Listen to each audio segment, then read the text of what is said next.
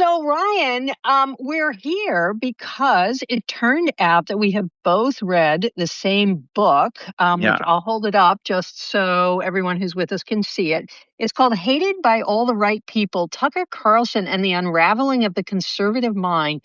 And it's by a guy named Jason Zengerle. And I just wanted to start, Ryan. Have you ever met Tucker Carlson? Yeah. I was on his show, his primetime show, I think 12 or 13 times. Tucker changed my life. So I always am very nice to I have a place of reverence for Tucker because when I launched the 1776 Project Pack, the school board pack, Tucker had me on like 2 days after I launched it. Axios wrote an article about it, and then Tucker had me on. And it was probably the third or time I was ever on Tucker or fourth. And Tucker said, don't donate to AEI, donate to Ryan Girdusky. And I raised like $100,000 in 6 hours, something like Wow. insane from like the average donation was like $20. And it was to show like the power of him as a conservative commentator. But I met him only twice. And the first time he was the host of Fox and Friends Weekend. And it was actually really crazy because at the time I was working for the Washington Examiner for their under publication called Red Alert Politics. And it was like the youth when millennials were the youth instead of being middle-aged. I was the youth commentator at 28 years old. So the woman who had previously been the editor, she had since far left. I never worked with her. But her name was Francesca. And Tucker, we were about to go on. And like usually hosts when you go on a television show, they just, say a few nice, how's the day? The weather's nice, something quick to make you feel at ease. While they're listening to all the nonsense in their ear. And Tucker said to me, "Does Francesca still work there?" And I said, "No, she doesn't." He goes, "Oh, she's a horrible person." And they're like, "And we're alive in 3, 2." And I was like, so wherever that clip exists, my first face is and they're like, "And Ryan Girdusky." I'm like, "Oh yeah, I'm on air right now." Um, but it was, and of course it was like 6:15 on a Saturday morning or Sunday morning. Right. So it's like extra appalling because the hour is so early. But that was one of only 2 times I've ever met Tucker. And I know Buckley, his son. Um, Hmm. so I have some relation, and I know a million people who work for the Daily Caller or for his company or when he worked at Fox. So there's a lot of like people around it. And I've had opportunities to know him more personally. I've never really taken advantage because I'm not like I don't kiss like celebrities' asses. Like I'm not like, oh, I want to be in the same room as you. I don't Right. care. Um, and I'm not into fly fishing, which he's into. So I don't know if there'd be a lot to even talk about besides like Hmm. politics. And that's a little boring after a while. Yeah, Yeah. absolutely. Well, particularly since you're just like marinated in politics most of the Yeah. time. So, Ryan, let me give you my hot take on the book, and then I want to Okay. circle back for you to give me your hot take on whether the book actually represents Tucker well. My hot take was the first third of the book. I was really engaged. I was really interested. This was a Tucker Carlson I did not know. I knew he had that past, and I knew he had gone to Trinity, and I knew he had struggled in school and sort of gotten into the Weekly Standard by the skin of his teeth and really kind of like fought his way up the journalism ladder and into television. And so I found that part of the book really interesting and really moving. The part where Zengerle kind of lost me is when Tucker sort of makes this shift into the MAGA movement, which seemed to be different. He seemed to be a different person than the first Tucker, who seemed kind of nuanced and interested in a range of ideas about politics. And then he sort of shifts and then he gets really kind of radicalized by Trump. That's my hot take. I'm not saying that that's true, but that was the person I saw in the book. So I'm wondering, does that actually represent this guy's trajectory for you? Well, okay, so I agree with you on the beginning of the book. I didn't know anything about his father really. I had Yep. heard rumors that he worked for the CIA, so him kind of dismissing the CIA thing I thought was very interesting. The parent stuff was remotely interesting. I didn't know about his time at Trinity or anything like that because I just had never really Right. asked. So that was fascinating. I do agree with you on the creation of who he was as a person. And also his father's opinion about magazine readers being lazy. I thought Right. his father's a fascinating and very interesting person on his own. The thing that um I think the author touched on this, but I think this is a bigger part of Tucker's trajectory. And I will say one other thing before I say that.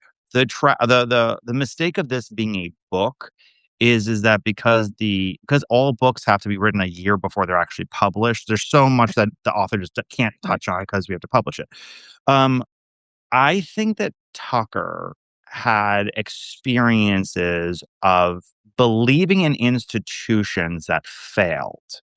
And Mm, once they failed, the feeling of betrayal, a part of those institutions, rippled into almost everything.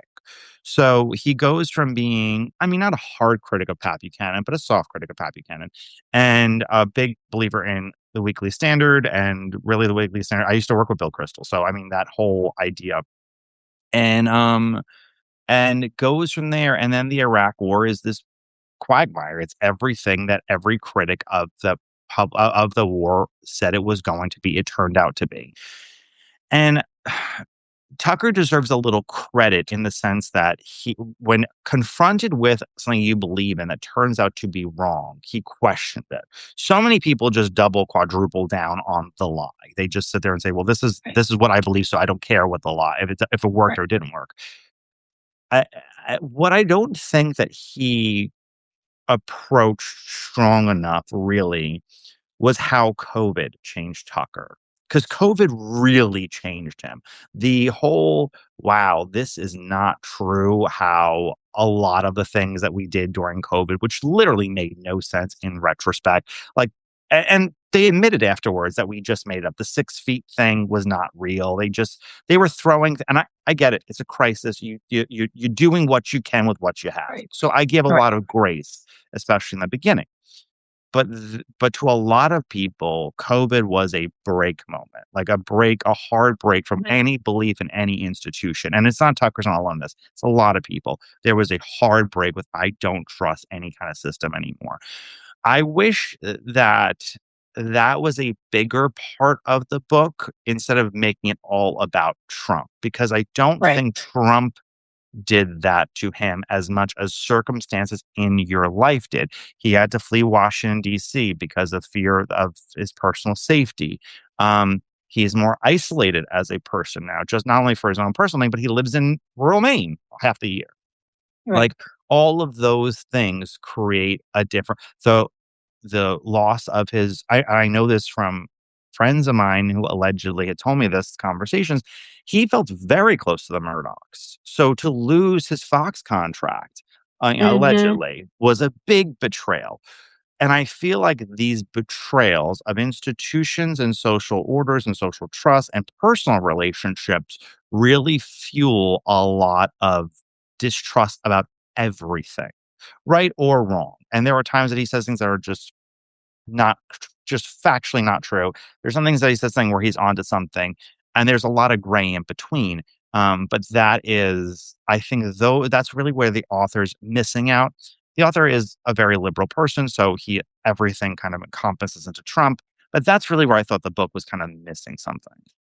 Yeah, that's really interesting. And it's interesting that you use the word betrayal because one of the impressions I got of Carlson is that he has a big streak of loyalty in him. Like old friends really matter.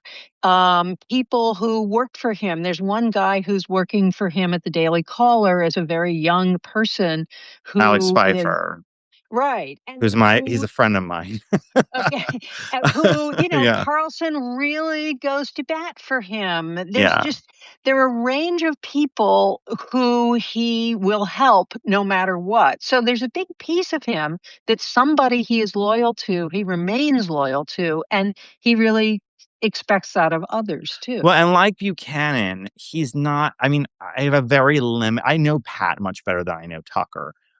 He has a very l there is this expectation that these, angry right-wingers who are on television for a 4-minute segment are angry morning, noon, and night and just rage at the sky.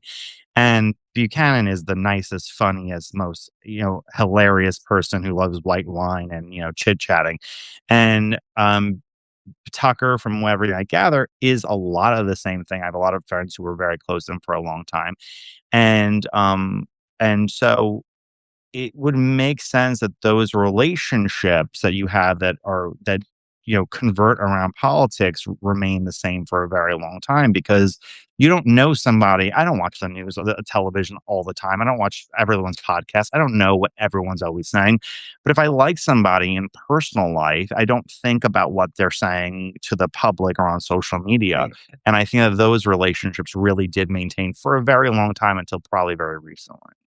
That's really interesting.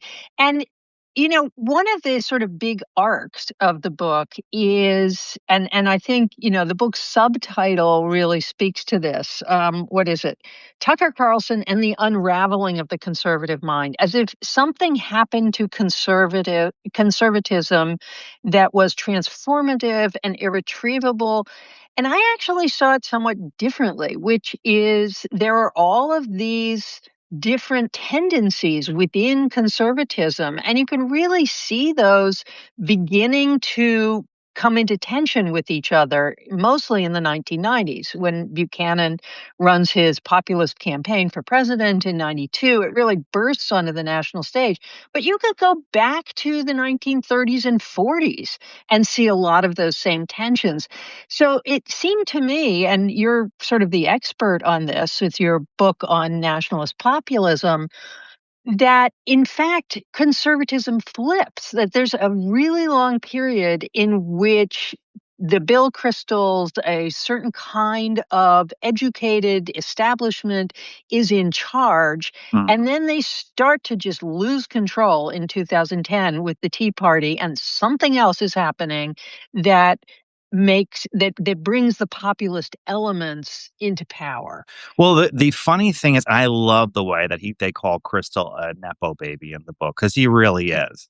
Yeah. He's a very D-list talent compared to his father, and there are, for every really talented person who gives birth to a child in the same field, no matter what the field is, the amount of people who are Judy Garland and give birth to Eliza Minnelli is extremely rare and very, Hmm. very few. And most of the time, it is a much downgraded talent. But the irony is that for Bill Kristol and Irving, his father, to usurp some kind of massive influence was to undo the previous establishment of the Right. Republican Party.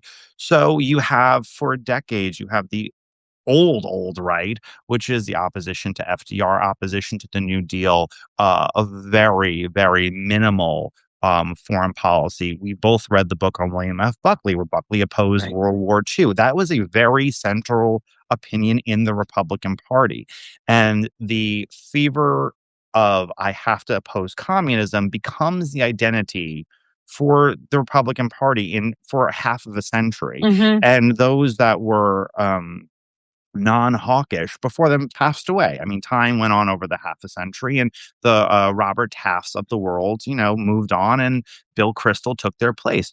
And so when the Cold War ends in '89 and then '91, like really ends in '91 and '92, and the party becomes a party in search of an identity. Like, Hmm. what are we for? What are we against? What are we about? Tax cuts obviously become a big central part of it, unleashing the American economy, and this fever neoconservative dream of establishing this new world order where the post World War II victors will remodel the entire world. And you have like asinine people like Jonah Goldberg writing very serious op-eds during this time period of like, we need to recolonize Africa. Like, and that was a very serious op-ed Jonah Goldberg wrote. Like, yes, that Right. we need to recolonize Africa. And while they're writing these things, what they're saying really is Jonah Goldberg's children are not going to sit there and serve in a war to free conquer Africa. Bill Kristol's son-in-law, Matt Conchetti, is not going to go fight in Iran. Like, it's the working classes kids who voted for Reagan and Clinton and Nixon and Obama in many cases are the ones who have been running back and forth between presidential candidates, even Bush in 2000, presidential candidates running on less wars, more prosperity, kind of the same slogans we hear regurgitated and feeling betrayed time after time after time after time. So Buchanan runs saying, yeah, the post Cold War is over. Let's blow the system up and let's look for a new identity for the American worker. And it is, we have to reject this person. Like, this is a full on rejection. Now, there's, conversations over this is because of anti Semitism or whatnot, but it's really a rejection of Crystal's worldview. And when I was working at the Washington Examiner, I worked in New York politics for since I was 18 years old. I know it very well, the state and the state's politics. And I said to Bill, I said, Trump is going to win 90, at least 90 of the delegates in the 2016 Republican primary. And Bill laughed at me, and I think we bet lunch over it. And he won 90 exactly. He lost one county, Manhattan. And I walked in the Well, office the next day, and Bill was staring at the television, just screaming the F word over and over and over again. I was like, I'm not going to have lunch with this guy. But thank you, no, thank you. But for the average Republican who is not a person like tuning into what every person's saying, and the average voter, it's like, oh, look at this constant betrayal. And Buchanan's message over immigration and war and trade, it just came too early for the average person. And who was it? Who wrote Middle American Radical? It's name is slipping my. He wrote "Who Are We?" Samuel Huntington. Samuel yeah, Huntington told Buchanan in '92, drop the religious stuff, drop the Catholic identity, and run as a secular populist, and you'll win, and basically wrote Trump's platform in 16. So by 16, every community in the country has been affected by trade with China. Every community in the country has been affected by the Iraq War. Well, every red community, red states and red counties specifically sending their sons to go fight in a war and come back and get addicted to fentanyl in a factory job that doesn't exist anymore. And every community had been affected by mass immigration and the feeling of social isolation and the deterioration of social and social capital. So it is the perfect point by 16. And what I think is unique about Carlson is that the questioning starts of, wow, this did not work. So rather than being Bill Crystal quadrupling down in the bunker saying, I know I'm right, it will just take time. Um, Carlson has this exploration that I don't think it's because I think if pick a name out of a hat. If another Republican had picked those positions and won on those positions, I think that exploration that Carlson had would have happened anyway. I don't think that they would have happened because they started also in 15 and 16 when the idea of a Trump victory was kind of a fever dream. Like, it was like, this is not going right. to really happen. So Except he for was, you. well, that's You true. got on Yeah. television January 2016 and said, "I think Donald Trump is going to He's win the going to win. Yeah, nomination." I And know. and everybody was like, "Oh, Ryan, go home." Yeah, oh, Yeah, it's, my story of my life is "Oh, Ryan." That's my autobiography, "Oh, Ryan, Why I Kill." But this is I think that this would have happened independently. So I think him attaching everything to Trump, um, especially early on, he doesn't do a sufficient job, and also he doesn't do a sufficient job in explaining that the history of the Republican Party and the conservative movement is annexing former Democrats into your party, whether it be neoconservatives, evangelicals, working class populists, you name it, bringing them in, Latinos now, bringing them into your fold, and your party just changes because you have new people. So Bill Kristol's like, oh, this shouldn't happen. This is not my Republican Party. Yeah, and your father kicked out a lot of other people because he was added in. So right, right. change, like, it happens. Okay, so I know this it's a is very why. long answer. I know I'm just talking No, too it's long. it's Yeah. great. No, it's Okay. great. And this is why writing recent history is so interesting too. Is because the Yeah. further we get away from something, the more clarity we can have. I do think that there's another story mapped on top of this, which is the redeployment of television technology to the internet, to the Mm. creation of cable, to the emergence of social media. And, I wrote that book, the Political Junkies book, but it seemed to me that what Zengerle was saying about Carlson is that what he did earlier in his career, which is to try to have shows that were more heterodox, to take a number of different positions that couldn't necessarily be pigeonholed, that he gets to cable television and that actually just doesn't work. And that Mhm. the kind of cable television, the Rachel Maddow, the Sean Hannity, a lot of people who come from radio, that kind of format doesn't suit what he was good at on television or at the Daily Caller. And it seems to me Zengerle is saying, he has to change. He has to produce another product in order to be a success. Does that seem fair? No, because even I mean, Carlson Country or whatever the show was on MSNBC, I used to watch it and Pat Buchanan was a very frequent guest on it. And when he had that Hmm. show with Rachel Maddow, Rachel loved Pat Buchanan. Right. I think she came out to her parents right after his culture war speech. She did in '92 Republican convention. I think I read that in Buchanan's biography, but she used to call him Uncle Pat. And there were times I think that they had a lot of genuine agreements. So I don't necessarily agree that he had to then make another product. I think that it's just a matter of the talent coming at the right exact moment because that exact Carlson of the Fox era 20 years ago wouldn't have probably Right. worked. And it was just kind of this perfect meeting of the minds. It's also that Fox is an institution bigger than its talent. And that also is not Right. emphasized enough.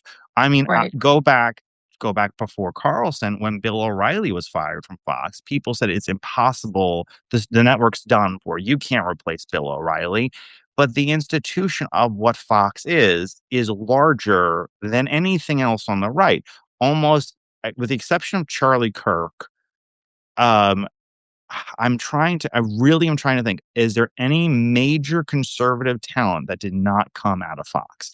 Megyn Kelly, Tucker Carlson, Glenn Beck, Bill O'Reilly, um, Yeah. Candace Owens, maybe, but she's not even talks about politics anymore. She does conspiracy theories about like, who killed Charlie Kirk. But like, uh, What about Ben Shapiro?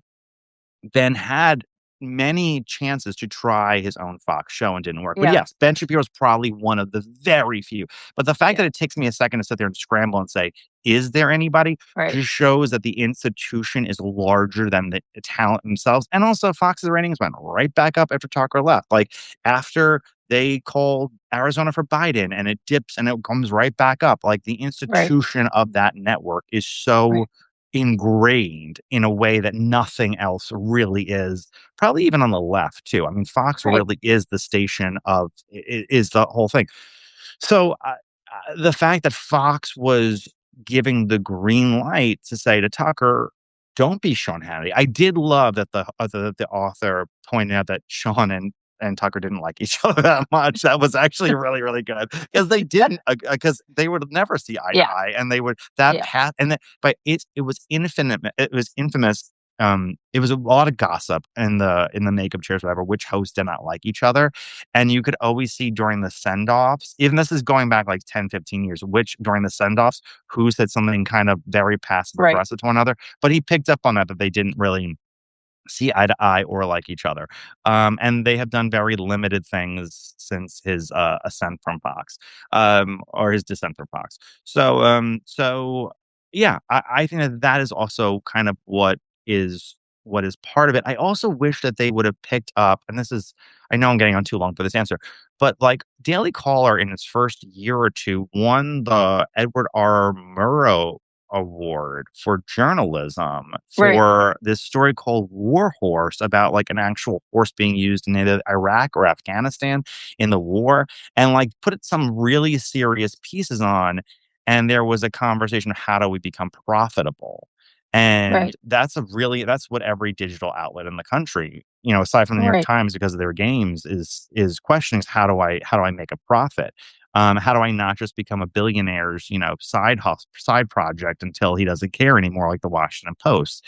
So, so I think that was something that he should have explored a little bit more. Is the we want? I mean, he's mentioned a little bit, but like the whole we want to be profitable and we don't want this to be just a Right. nonprofit that loses money every year is a big part of it. Yeah, no, I get that. And then also we're in this period, and I liked what you said when we were first talking about the book about how you wished the last year had been part of it, because the last year has really been the time in which a lot of talent has migrated onto YouTube shows or Twitter subscriber only channels and so on. Mhm. And one of the things I really regret about that is that anybody who had a cable subscription could go to Fox whenever they wanted to see what was being said there, what was going on. Like, I remember on January 6th, 2021, I was flipping between a number of channels. I wanted to know what they were saying on Fox about what was happening, and of course, they were all horrified. And they did a kind of 360 after that, or a 180, or whatever it Well, is when yeah, you turn yeah. around. But it was like one of We're those history moments. people. We're not math people. That's right. That's right. It's like one of those moments where like people like Laura Ingraham had no idea what to do. And that was really interesting. It was interesting to me as a political junkie, but also as a historian. But in the past year, in a way, Tucker Carlson has almost disappeared from my consciousness, because the only way to get to him is to search for him. And usually you have to subscribe. Some of the content is free, but most of it isn't free. And mostly I read about Tucker Carlson instead of Mhm. listening to him. So, what do you think this particular stage in political media is doing to not just Tucker Carlson, but a range of figures, Megyn Kelly, whatever, who have been so associated with the rise of Trump? Well, Megan is very interesting because she has created the Megyn Kelly network. So she has Mark Right. Halpern on and she has Maureen Callahan. Maureen Callahan is a crazy big YouTube show that I watch. She's one of the only people I watch regularly, and she doesn't talk about politics, she talks about culture. And Hmm. she wrote the book about the Kennedys. She wrote the book about the worst serial killer in the 21st century. Very fascinating person, but very entertaining to sit there and hear her talk. So she's trying to build what Ben built at the Daily Wire of different personalities under her Right. network. Um, Tucker, ironic, I heard this from someone who does in the podcast industry. Tucker has one of the oldest audiences in podcasting. Wow. Um, well, to a certain degree, and one of my really good friends who's in conservative, she's in media, and she's Jewish, and she's hurt, personally hurt by Tucker because she really liked him. She said to me, I said to her, you have to understand at a certain point, right? You're If you were a huge host, and not just Tucker, but anybody, if you were a huge host and you changed platforms to the internet, the people following you at a certain point are watching the Rolling Stones today. You are Uh-huh. an act that was very popular that they enjoyed then. And there's Right. a comfortableness with you as a personality that they enjoy listening to. It's not the same thing as you're influencing my news opinions. Also, because when you're doing podcasting, unless you're doing it live like we are, you're doing it the day before. So you're not covering breaking news. Very few hosts ever have like an exclusive with some. If you have an exclusive groundbreaking story, you're going to go to the New York Times. You're going to go to Fox News. You're going to go to MSN, MS Now, whatever it's called. Like you're going to go to a network with Right. large things. So a lot of what you're doing is just reacting to, and you're Right. not even reacting to the news. Half the time you're reacting to other personalities reacting. Like it's all just half of them are like, now here's what they said on the Yeah. View, and then whatever. Yeah. So that's so much of what media is in the podcast industry is just reacting to how the mainstream is reacting. That's why like CNN and MSNBC and Fox are never going to die because all of these subsidiary things, Hmm. podcasters are just like, here's my reaction to what they're saying. Right. Um, in the last year, he's got a big audience for podcasting, but he's got an older audience.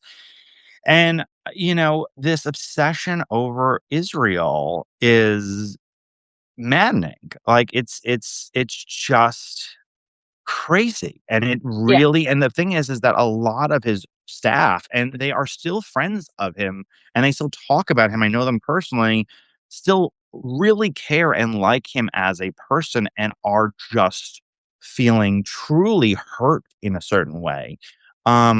And we're in a weird moment where, especially after October 7th, where there's so much rawness about any conversations with Jewish Americans, Jewish people in general, with Jewish Americans. There's so much rawness where they were already, I mean, Jews were the highest targeted people against for religious bigotry before October 7th, and then afterwards it spiked. And there's so much defensiveness around Israel and the identity and everything like that, that anything is hurtful, even when it's not meant to be. And then there are actors who are saying things that are just, you're like, what are you talking about right now? And Right. Tucker kind of falls in that category for me, where I'm like, we were just talking about this, like AI, this is something that's going to revolutionize everything in both good ways and bad ways. It deserves so much scrutiny and so much conversation, more than it's being poured out to. And that's just one of many things. You name it, healthcare or the elections or whatever. And when you're spending so much time and energy on minute things, you um it calls into question, which is one last thing, and I'll say this, is that also when you don't have a major institution backing you, right? If Right. Rachel Maddow were to just be a podcaster, or as Tucker Carlson's just a podcaster, the the ability to have access to very important people Right. becomes even more conditional on how much you give them positive coverage. Right. So when you're Maggie Haberman, you don't have to write something nice about somebody because you have the New York Times, you have the most important paper in the country backing you. When you are, when you're Jesse Waters, you have Fox News, the most important conservative outlet backing you. When you're just a podcaster, it's very conditional, Right. unless you're Joe Rogan, where you are bigger than life. But that it's one of one. There's not a Right. million of them. Unless you are that big, you have to provide positive coverage in order to gain access.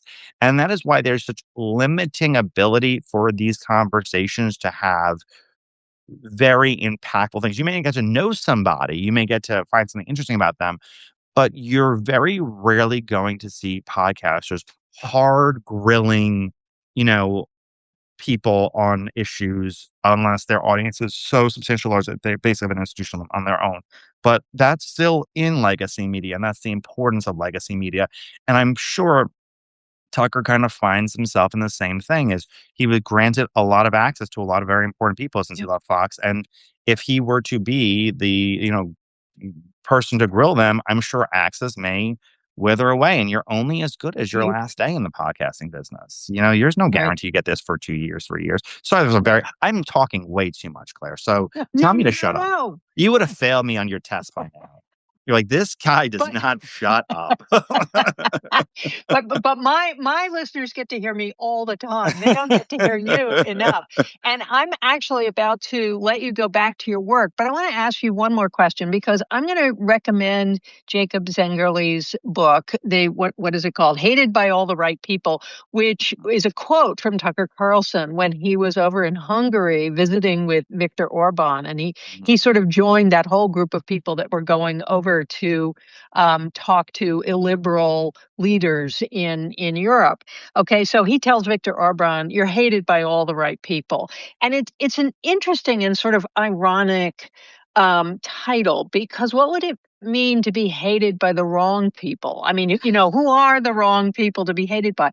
But but I am going to recommend to my listeners that they read this because I think it gives a great overview of some of the big changes on the right in the last 40 years.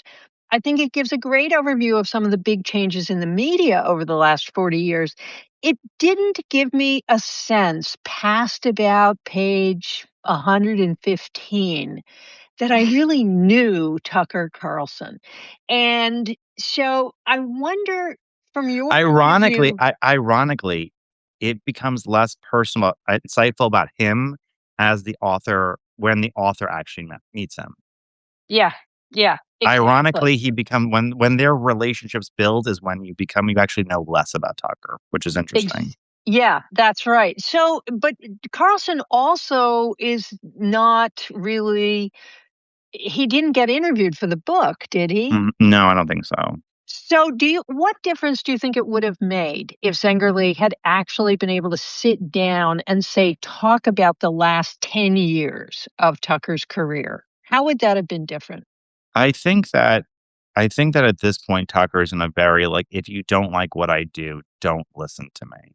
I Right. don't have he I'm not your president, your king, or your pope. You don't have to listen to me. I think that's what Tucker's coming down to a lot of things. And that's what he tells people on the right who really like him, who are like, why did you do so and so interview with so and so in a nice way? And he's like, don't if you don't like it, don't listen. And that's his very much his mantra.